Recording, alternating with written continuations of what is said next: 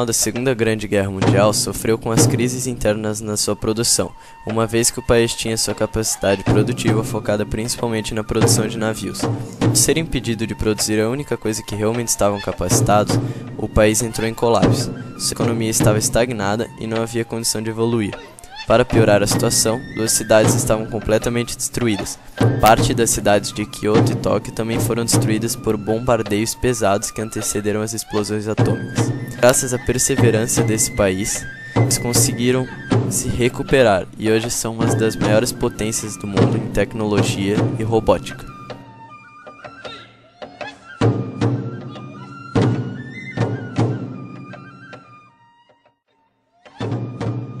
Agora iremos mostrar um pouco da cultura retratada no Japão.